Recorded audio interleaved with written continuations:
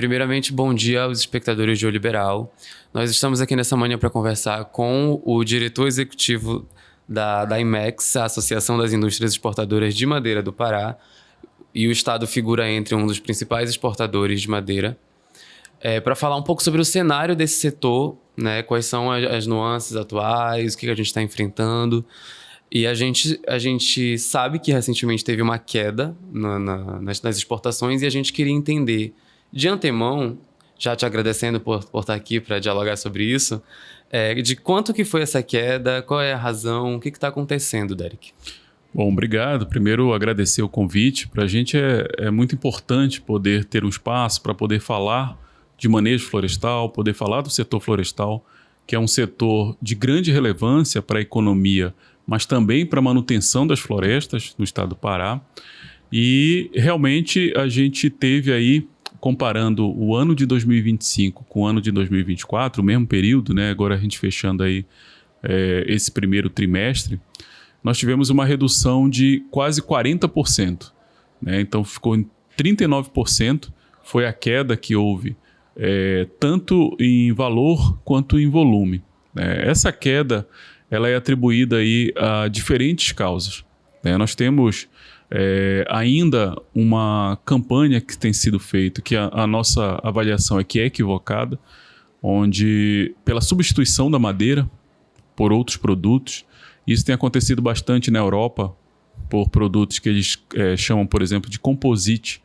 É um produto que é usado com plástico e tem sido amplamente divulgado para ser substituído pela madeira, né? Mas, na verdade, o plástico é um derivado do petróleo e a madeira, hoje, ela é o único recurso natural renovável que nós temos nas obras de construção civil, por exemplo.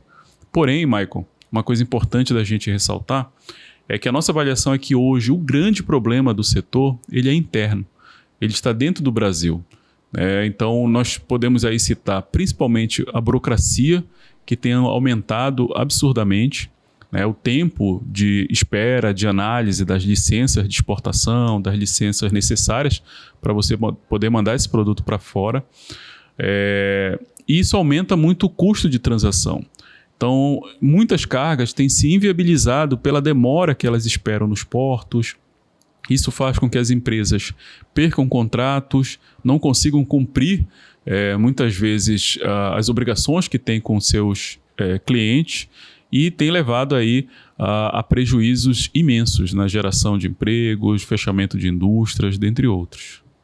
Perfeito. Tu aí falou então desse movimento de redução da utilização da madeira como um dos principais fatores e também da demora nas licitações, nas licenças ambientais, que seria um problema interno, uma coisa mais próxima de nós. Uhum. E aí, focando um pouco mais nisso, eu queria saber, por exemplo, qual que são as justificativas por trás dessa demora e quanto tempo que demora normalmente uma licença ambiental para que vocês consigam, de fato, colocar o produto paraense para ser exportado? Uma coisa importante de falar quando a gente fala da madeira é que nós temos hoje a madeira é um produto mais controlado da economia paraense. Não há nenhum produto que tenha tanto controle quanto esse. Esse controle ele é feito através de plataformas públicas, estados e da União, e por parte das empresas. Então, a madeira, quando eu falo controlada, ela é rastreável. Você permite que você consiga acompanhar desde a sua origem na floresta, no manejo florestal, passando por todas as etapas de beneficiamento, chegando ao porto até chegar ao consumidor final. Então, essa rastreabilidade hoje da madeira ela ocorre de forma muito precisa, de forma muito transparente, de forma muito clara. E essa madeira, a gente consegue garantir esse controle. Então, as plataformas hoje elas permitem os órgãos ambientais conseguirem ter essa informação. E aí, a exportação, hoje nós estamos falando, Michael, é importante também, algo em torno de 20% da madeira que é produzida. Ou seja, 80% da madeira ele fica no mercado doméstico. É vendido tanto localmente, regionalmente, como nacionalmente. Então, São Paulo é um grande comprador de madeira do estado do Pará. 20% é a madeira que vai para exportação, tendo como principais destinos Estados Unidos e Europa, depois seguidos da Ásia. Então, essa madeira que sai para exportação é a madeira que nós temos o maior número de licenças atreladas a ela.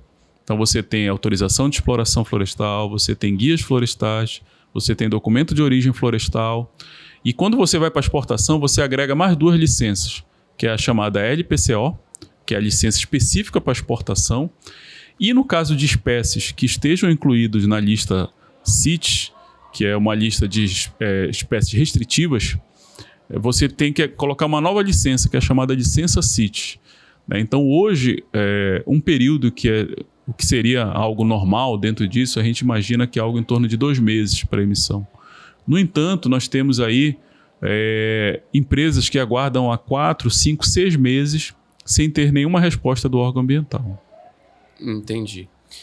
A gente, logo no início, começou pelos dados, né? Começou pela informação de quanto em porcentagem, esse percentual de queda. E aí eu queria voltar um pouco nisso para deixar um pouco mais claro do que a gente está perdendo. E aí aproveito para te perguntar se essa... Porque tem diferença na queda do valor exportado para a queda do volume exportado. Eu queria que tu focasse um pouco nisso e me explicasse qual que é essa diferença e se os dois andam proporcionalmente juntos. Quando acontece a queda de um, acontece a queda de outro na mesma proporção, ou se a gente ainda está conseguindo lucrar, o que está acontecendo nesse sentido? Geralmente, quando acontece, são os dois... as 2 informações que a gente acompanha, né, para acompanhar essa dinâmica das exportações, que é preço e volume. Geralmente, quando cai um, o outro também cai, porém não de forma proporcional. Elas podem acontecer de forma separadas. Então, muitas vezes você tem uma queda no valor, por exemplo, e a queda do volume é um pouco menor. Quer dizer que houve uma desvalorização desse produto, então você acabou conseguindo teve que colocar mais produto, porém com preços menores. Isso vai depender de questões de flutuação de câmbio, por exemplo, né? Então a gente observa aí diariamente a cotação do dólar, né? Que é baseado, quando a gente fala de exportação, a gente utiliza o dólar como principal moeda, né? Dessa transação. Então nós tivemos, por exemplo, falando do principal produto que nós temos, que é a madeira perfilada, que aí estão os pisos e decks, principalmente, que é a madeira que você coloca no piso de casas ou na área externa de casas. Então, houve uma queda de 60% desse ano em relação ao ano passado, somente esse produto. Porém, a queda do volume foi algo em torno de 40%. Então, a queda do volume foi menor. Quer dizer que houve também uma quantidade que se colocou. E a gente pode traduzir que há a demanda, há a procura por essa madeira, porém a gente não consegue ofertá-la na mesma quantidade. Entendo. Tu comentou também que os Estados Unidos eram o nosso principal comprador. Numa pesquisa na plataforma da Balança Comercial Paraense, no comparativo entre os 2 primeiros meses desse ano e do ano passado, a gente teve uma mudança nesse perfil. Além de uma redução de quase 60% na comparação desses meses iniciais, a gente também pode perceber que a gente parou de exportar mais para os Estados Unidos e começou a exportar mais para a Índia. Entendeu? Então eu queria que tu comentasse esses 2 comportamentos, uma redução significativa e a mudança de cliente. Uma coisa interessante a gente citar é que toda vez que há uma redução, como é que isso é traduzido aqui no estado do Pará? Né? A gente está falando em menos empregos, a gente está falando em menos divisas para o estado, né? A gente está falando em menos empresas, indústrias, né? Que muitas não conseguem acompanhar, acabam fechando. Então a gente tem, ao longo de uma série histórica aí de 15, 16, 17 anos, a gente tem diminuído o número de empresas, indústrias formais que trabalham com esse produto aqui no estado do Pará. Então nós já tivemos o triplo de empresas que nós temos hoje, né? Se você pegar os últimos 20 anos, por exemplo. Então é importante que a gente entenda, né, como que isso afeta o nosso dia a dia. A segunda informação que você traz, Maicon, é importante, que é relacionada a essa mudança geográfica do destino da madeira. Historicamente, os Estados Unidos é o principal destino da madeira produzida no estado do Pará, seguido pela Europa. Aí um bloco de 11 países, mais ou menos. Depois a Ásia, Caribe. Mas a gente tem observado nos últimos anos um aumento da demanda, principalmente na Ásia. E aí nós temos a Índia despontando como um grande destino dessa madeira, e a China também tem aumentado a quantidade de procura de madeira que tem ido para esse destino. Né? E no caso da Índia tem uma particularidade que eles têm somente um número um rol pequeno de espécies que eles compram daqui. Por questões fitossanitárias, eles têm normas que eles só permitem algumas espécies que já passaram por análise. Então, a gente já está em contato com a Índia, né, com o governo da Índia, para tentar aumentar o número dessas espécies. Então, nós estamos sugerindo outras espécies, que aí, com certeza, aumentando o rol de espécies, haverá também ainda muito maior o aumento dessa demanda. Aproveitando esse gancho das espécies, eu queria que tu comentasse um pouco sobre a diferença de valor dessas espécies, porque uma das duas espécies que tu menciona que entrou nessa convenção, que restringe um pouco mais, dificulta um pouco mais a licença para exportação, que é o caso do cumaru e do ipê, eu queria que tu explicasse a diferença de valor e o que significa em números, né, para a balança comercial do segmento da exportação de madeira, o ipê tem entrado, por exemplo, nessa lista. A gente pode classificar madeira de forma geral assim, em algumas categorias, né? Então a gente coloca madeiras especiais, madeiras vermelhas, madeiras brancas, madeiras mistas.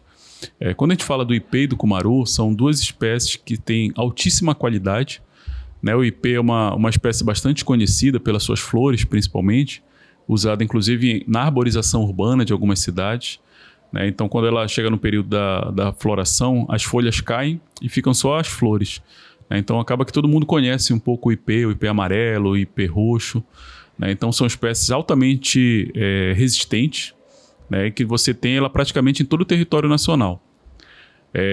E a madeira dessa espécie é uma madeira muito resistente. Ela se enquadraria aí numa madeira de alta densidade, uma madeira que serve para construção civil, serve para portos, serve para dormentes. É uma madeira de alta qualidade, alta resistência e alta durabilidade. Né? Comum no passado as pessoas faziam móveis de ipê, né? E durava a vida inteira esses móveis. Né? Então, e ela acabou virando a espécie mais conhecida fora do Brasil. Então, muitas vezes as pessoas lá fora nem conhecem a espécie, mas sabem que o ipê é bom. O cara diz, eu quero comprar ipê. E às vezes nem conhece, mas sabe que o nome está atrelado à qualidade e resistência. Então, por conta disso, ele tem uma fatia importante do mercado de exportação. A gente estima que o ipê e o cumaru juntos, eles representam algo em torno de 30% da exportação. Então, das espécies que são exportadas, 30%, algo em torno de 30% é o ipê e cumaru. Então, se a gente considerar aí que anualmente, nos últimos de 2016, 2017 para cá, a gente tem exportado algo em torno de 200 milhões de dólares anualmente do estado do Pará, 30% é ipê e cumaru. Ou seja, na medida que a gente cria dificuldades para a exportação, nós estaremos comprometendo algo em torno de 30% dessa exportação. E quando foi que ele entrou nessa lista? 25 de novembro do ano passado começou a vigorar. Né? Ele entrou 2 anos antes, mas teve um período aí para as partes, né, para os países organizarem as normas, criarem as bases para que ele pudesse ser exportado. E de 25 de novembro de 2024 começou a vigorar essa restrição.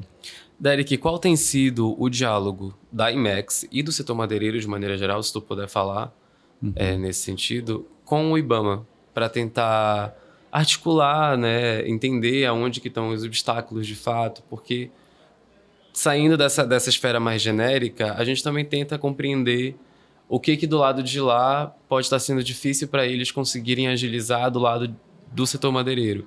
Então, como tem sido o diálogo com essas entidades para chegar num fator comum que ajude a voltar às exportações, a melhorar a economia do setor, por exemplo? Então, a gente tem mantido um diálogo permanente com o IBAMA. Né? Eu diria que é uma ótima relação, que é uma boa relação. A gente tem feito várias reuniões de forma quase que semanais no IBAMA, seja com o IBAMA do Estado do Pará, da Superintendência, seja com o IBAMA sede, que fica em Brasília. Já estivemos com o presidente do IBAMA, Rodrigo Agostinho, com os diretores, então a gente tem uma agenda permanente com eles. E aí é importante, Michael, gostaria de fazer essa ressalva, a gente reconhece as dificuldades que o IBAMA tem. O IBAMA vem de muito tempo sem ter concursos públicos de reposição, por exemplo, da mão de obra. Então, ao longo dos últimos anos, vários analistas se aposentaram, foram saindo dos órgãos e não houve reposição. E o desafio do IBAMA é gigantesco. O IBAMA ele tem que fazer toda a parte de licenciamento, combate de fogo, combate ao desmatamento ilegal, fauna, flora. É muito grande a missão e é muito importante. Porém, infelizmente, não tem sido dado o devido apoio à estruturação do órgão. A gente tem cobrado, inclusive, isso do Ministério do Meio Ambiente, que faça concursos, que garanta a estrutura para o IBAMA. No entanto, hoje, inclusive, um dos efeitos, né, dessa falta de apoio é exatamente a diminuição da mão de obra qualificada do IBAMA e que não consegue dar resposta para o setor empresarial. O setor empresarial ele trabalha com contratos, ele trabalha com prazos e, infelizmente, o IBAMA, por essa falta de apoio, não tem conseguido dar o devido suporte na emissão das licenças, das autorizações, das inspeções que são necessárias fazer dessa madeira que vai ser exportada, que será vendida, e acaba gerando todo esse problema que a gente tem relatado. Qual é a estimativa da IMEX para esse ano, por exemplo? No sentido de se há alguma movimentação já para tentar prever o lucro, enquanto vocês vão fechar, esses 200 milhões vão se manter? A avaliação nossa é que se não houver mudanças agora nos próximos meses, nós estamos num momento bastante crítico para garantir que haja uma produção do manejo florestal e uma exportação dentro dos parâmetros que são importantes para a manutenção das indústrias, da economia do estado do Pará. É importante citar, Maicon, que a madeira ela é o 4º produto da balança comercial no estado do Pará. Então, ela tem uma relevância grande. A gente acha que haverá uma diminuição. O que nós estamos tentando fazer agora é essa gestão de crise, tentar diminuir o impacto que haverá ao final do ano. E disso dependerá de algumas resoluções do IBAMA, principalmente referente ao Ipei-Cumaru. Então, eles precisam. O que seria importante para garantir que aconteça? A capacitação de mão de obra interna, colocando mais analistas para poder fazer esse trabalho. Criar uma regra de transição. Nós vamos iniciar agora a safra florestal. A safra florestal ela começa em junho, quando cessam as chuvas e você começa a fazer a produção dentro dos projetos de manejo florestal. E aí você tem regras, a partir dessa inclusão do Ipei-Cumaru, que, ao nosso ver, não há tempo hábil para que o IBAMA, junto com os estados, que aí são os órgãos ambientais do estado, as secretarias de meio ambiente, se organizem para poder dar essa resposta. Então, o ideal seria que o IBAMA pudesse criar regras de transição para pelo menos 2 a 3 anos. E aí, nesse período, se organizar, treinar as OEMAs, que são os órgãos estaduais de meio ambiente, para poder dar resposta para o setor. Consiga fazer as análises, as avaliações, emissão dessas licenças sem ter os prejuízos para a atividade florestal. Entendi. E manter o lucro. E mantendo essa exportação aí que garante essa indústria instalada, garante a geração de empregos, garante o retorno para a economia paraense. Perfeito, Derek. Eu não vou mais tomar a tua manhã. Te agradeço muito pelo teu tempo, pelas tuas respostas. Acho que tu conseguiu esclarecer muito bem o que está acontecendo no setor madeireiro paraense. Eu queria agora ouvir as tuas considerações finais, tuas estimativas, tuas previsões, o que tu acha que, além do que já foi mencionado aqui, pode ser pontuado ou melhorado para impulsionar novamente. Bom, eu queria também agradecer, Maicon, o convite, a gente poder ter um espaço para poder falar de algo que para nós é muito importante. Eu acho que tem um ponto, Maicon, que muitas vezes as pessoas não conseguem perceber, mas toda essa agenda climática que a gente tem discutido, agora por conta da COP principalmente, ela se relaciona, quando a gente fala das emissões de gases de efeito estufa, a nossa realidade amazônica ela se refere principalmente ao desmatamento. Ou seja, o desmatamento é o grande emissor dos gases de efeito estufa, que a gente chama de uso, conversão do solo. Para que a gente consiga evitar isso, ou que a gente consiga cumprir os acordos e compromissos que a gente tem feito nas conferências, a gente precisa manter floresta em pé. E a gente conhece a realidade amazônica, a gente só vai conseguir manter floresta em pé se nós conseguirmos atribuir valor a essa floresta. E uma das melhores formas que nós temos de manter essa floresta em pé é dando um uso sustentável para ela, como manejo florestal sustentável. Então, o manejo florestal ele consegue garantir a proteção dessa floresta, ele consegue produzir produtos e serviços da floresta, mantendo a floresta em pé. Ou seja, a gente tem observado que onde você tem manejo florestal, não há o avanço do desmatamento ilegal. Ele funciona como um bloqueio ao avanço do desmatamento.